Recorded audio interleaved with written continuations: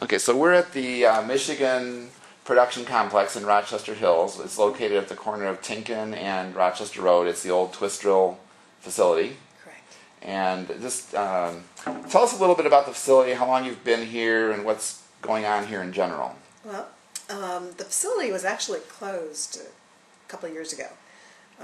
Pretty much abandoned. Everybody had moved out. The utilities were shut off.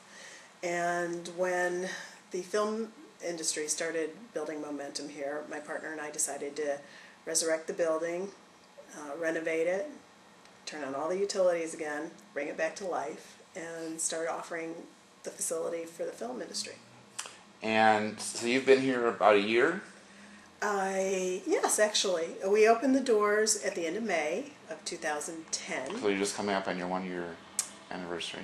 Yeah, well, we're about, yeah. In 2 more months we'll have our 1-year anniversary. And we've hosted four films here. So what happens when a film comes into the facility? Tell us about, what kind of goes on here? It must become really hectic when there's a film in town. Is it hectic? It's not hectic. There's a lot of high energy. A lot of creative people come in. Lots of talent. They're pulling talent locally here, training people. They'll do a lot of location shoots. When I say that, it means they'll rent a house or a church or a bank or a restaurant in the area, and they'll shoot for a day or 2 or 3. And then this facility here, the studio here, is basically the hub. So everything comes back to the hub after a day of shooting. So you have offices here, you have sound stages, you're going to have a green screen area. Right. There's a lot of stuff that supports the film industry here, as I understand it. Correct. So do you have any idea, how many people, maybe, I don't know if this is too technical or not, how many people have actually gotten employment because of the 4 films that I know it's kind of part-time because they don't stay very long. Well, they stay for about 3 to 4 months when they're here. When I counted, it was before the end of the year, when I counted last fall, we had about 34, 35 people that were hired on a regular basis that were in and out of here. So, and local people. In terms of out-of-state people, I don't even know how many came in from out-of-state, but locally we had about 35. And what is a film, when a film comes in here, what does it mean for the local community here in Rochester Hills as far as dollars, extra business for local businesses here? It means a lot. They can keep their doors open, they can extend their hours, they can offer their employees more time at work. There's economic growth that's happening with it. And we did another story about another, maybe part of this facility, I'm not sure. But they said, Chomp is downtown, local restaurant downtown. That was kind of like their favorite place to go. Great smoothies, yeah. Are there any other businesses that you're aware of locally here that have directly benefited? All over the place. The dry cleaners across the street is Shields for pizzas. Jets, Papa Joe's is across the street. I mean, what's nice about this location is the crew can even walk to locations and shop and take care of whatever they need to take care of. The hotels have done well here. We have the Royal Park, so Demi Moore and Ashton stayed there. Ellen Barkin there. So all the A-line actors have a beautiful place to stay right along the water. In fact, with Demi and Ashton, just up the way here, we have the Paint Creek trails, and they would take their dog and walk for miles and get their workout and come back to town and enjoy themselves. So would you say the film industry in Michigan, I mean, it obviously was booming. Mm-hmm. So, and I guess that's changed since the governor announced, well, you said, before we went on camera, you said that, as soon as the governor was elected, there was some changes as far as the people wanting to come to Michigan to do films. Yeah, the sad thing with the governor is that there was a lot of negativity even during his campaign about what he was potentially going to do to the industry. So a lot of the out-of-state filmmakers had their ears to the ground and they were listening to the rumblings of the potential of what he was capable of doing. And as it turned out, he did do what everybody had feared he might do. So what's happened to your business here? I mean, did you have films that were in the pipeline and then they just went away when the governor announced his budget? It didn't even happen when he announced his budget. We saw the effects right after he got elected, beginning of November. We had a film that was supposed to be here, getting ready to shoot in about a week, and they heard that he got elected, and they moved right down to New Orleans immediately. Do you have any idea how many dollars that would have meant to the Rochester Hills area? Kleenex time. Oh yeah, for our area it was a huge impact. I mean, we would have had some nice business out of that to carry us through the winter. You know, we were looking November, December, January, February, which is a very slow month. In terms of dollars, gosh, it was a $5 million film. It was pretty much the same size as what Ellen Barkin's film was last year, Another Happy Day. Yeah, it would have been a repeat. And you're also trying to, well, you were, hopefully things will turn out good, trying to get like television producers to come in here and do regular episodic television shows in this area? Yeah, that's actually the gravy. I mean, that is just the wonderful thing about this industry. If we can get the TV work to come in, that's 8-10 months worth of work for one season. And then a reoccurring TV show, you know, you want a show that's going to reoccur for 5 years, 10 years. You know, that's where a lot of the glue comes together. You know, it holds the business together. And you're trying to get, even though the Michigan law, we were talking off the record too about the Michigan law not really being advantageous to shoot commercials here, but in a best case scenario, if the governor and the budget director change their minds, that maybe we and the legislators, that if we could rewrite the law so that it would be advantageous for commercials to shoot in Michigan? It is currently in law. The commercials are in the law now, but the Treasury does not acknowledge them. The guidelines were set with the Treasury Department that they weren't going to honor the commercials. And in fact, there's a lawsuit pending in Lansing to have the government acknowledge that. You know, since that's happened, we've had bigger issues. But yeah, the commercial business that was happening in Michigan with, you know, J. Walter Thompson and Campbell Ewald, you look at all these fabulous advertising firms that have closed shop because the commercial business is going down south. It's down in primarily Georgia. They do over $1 billion worth of commercial business down there that we've lost. Now, I mean, we didn't lose $1 billion worth, but that's how strong that commercial filming is in Georgia. And that's regular full-time work versus the part-time, basically part-time work that the film coming to town might mean for 3 or 4 months at a time. Correct. Okay. Yeah. So you had you're optimistic that we're going to save the film industry in Michigan. You had a town hall meeting recently in Livonia. Mitch Albom and Jeff Daniels was here, and some other Hollywood people came to town. Was here, right? And how many people were at that meeting? Yeah, I don't think they got a head count, and I don't even know. I heard 4,000, but I heard that too, and I know people that got turned away. It took people a half hour to find parking, and then when they walked up to the building, and it was already dark then. By the time they got to the building, they had all the doors were locked. They just couldn't let any more people in. And those were industry people that were working in this industry, trying to save, hopefully trying to save the industry for the state of Michigan. Right.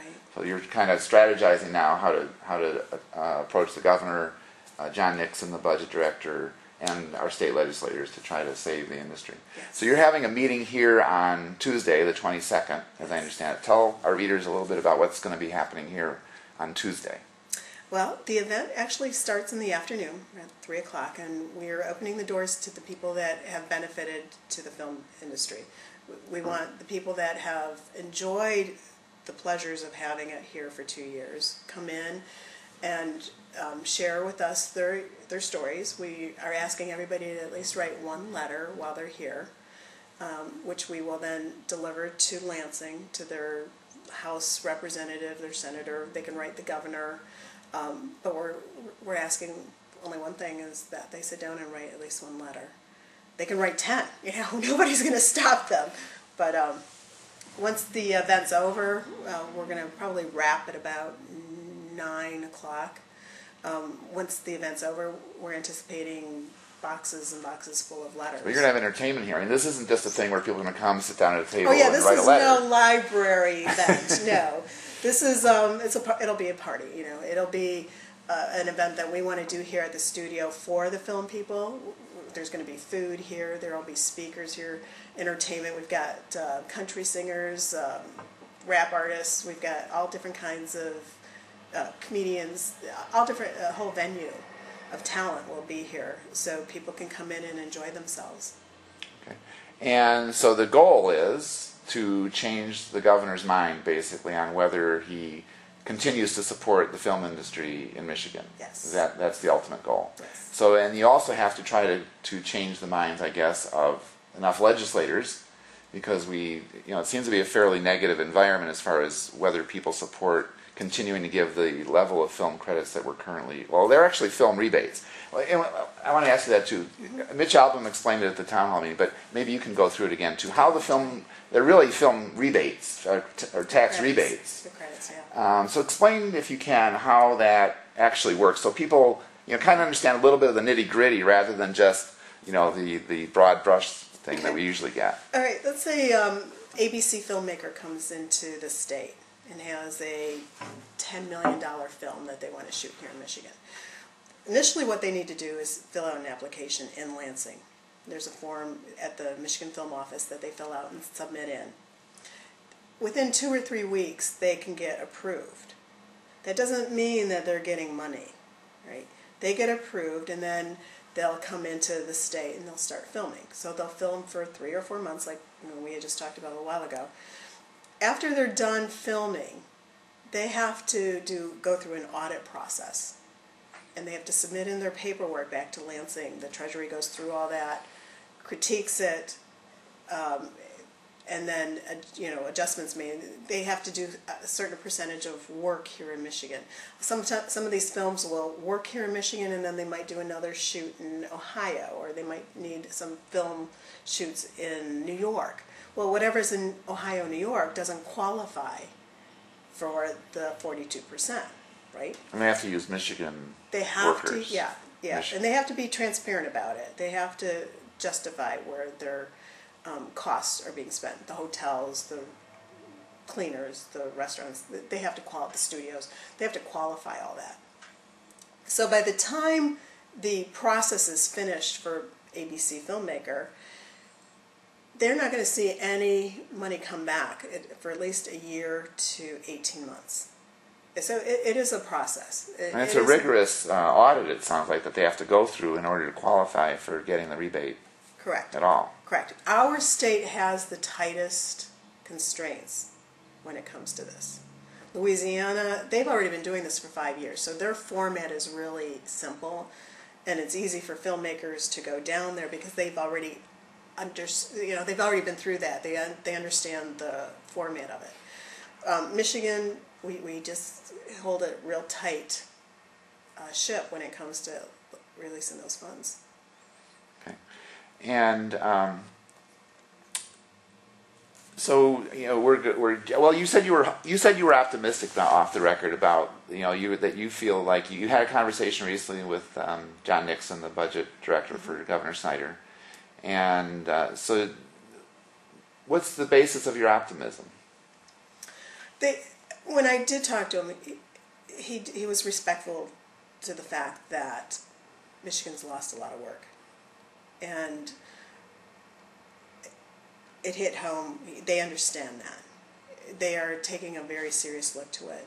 They've been researching it. He asked me a lot of pertinent questions to the industry.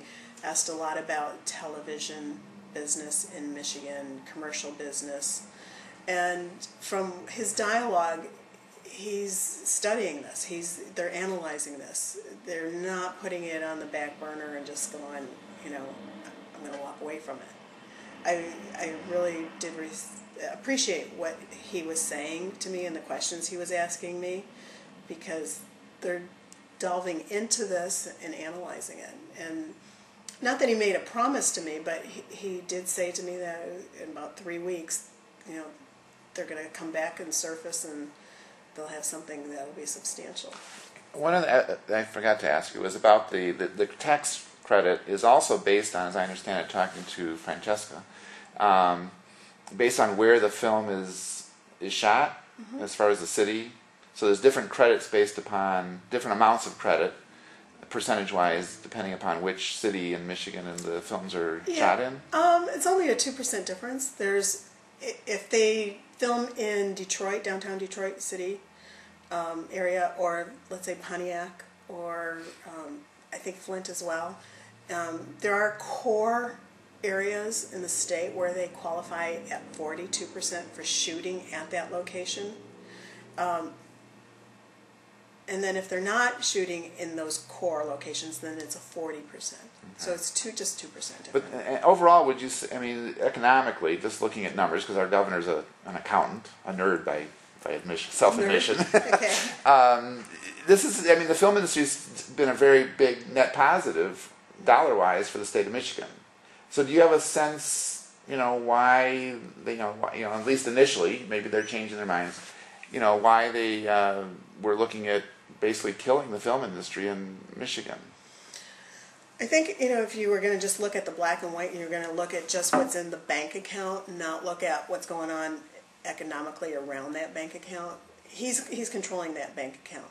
And there was a lot of film work that was done in 2010, which means that there's going to be a lot of funding going out to support all those credits from 2010. And I believe as a CPA, they're looking at that bank account trying to allocate where those funds are going to come from. I don't think they looked at the big picture around that bank account saying, oh my gosh, we got all this other sales tax and all this other income coming in because we've got ongoing businesses. And that's got to feed the coffers. All that tax money's got to come back in from other areas to support. So they're only looking maybe at one side of the ledger sheet. They were only maybe looking at the outgo and not the income from the industry or the business that's been done here. Exactly. Okay. I guess maybe last question. Is there something that you would like people to know about the film industry in Michigan that maybe hasn't been really talked about as far as maybe a positive? Well, maybe it could be negative too. Something positive or something that you may not know. The film industry is something that we've never had here in Michigan, and what it's done is it's brought out a lot of creativity back into people. We've always been automotive, and it's been more of an engineering or manufacturing kind of an environment.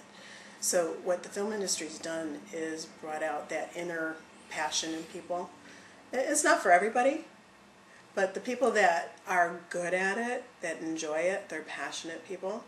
And we're finding that a lot of these passionate people are coming in, they're bringing their affiliates from out of state, and they're moving back into the area.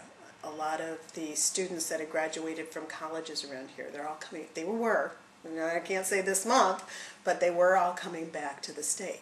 And that's the positive. I mean, if we can continue to invest in these young people that are coming back to Michigan to do film work, to do creative work, to do commercial TV, graphics, video gaming, that's where our future is going to be, bringing these young people back. And that's a big, big plus for this industry. So you think it's, what would you say your chances are of changing Governor Snyder's mind and having him continue to fund the film industry at current levels or close to current levels? I don't know the man, so I don't know what it'll actually take for him other than the numbers. There have been good reports that are done out there. I feel that he's going to see the numbers stop, if this continues on. You've got all last year's positive flow. All that has come to a standstill right now. He's going to have to see that impact at some point. Has he already seen it? Maybe. Will it take him a month to see it? Maybe. They tell me he's a very intelligent man, so hopefully it doesn't take him long to open up his eyes and come out of the corner and do something about this. Okay. Thanks a lot.